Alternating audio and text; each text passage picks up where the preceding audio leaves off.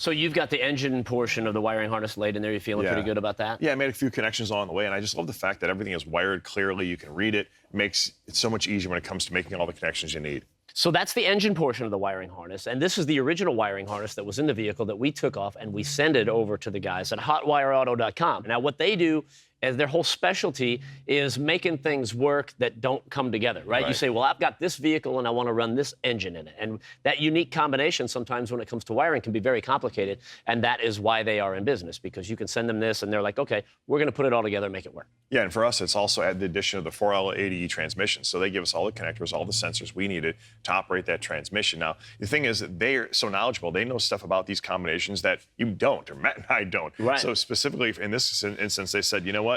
You're going to need a tach module to be able to connect the throttle pedal to the throttle body, and they supplied us with both of those. So little things like that go a long way.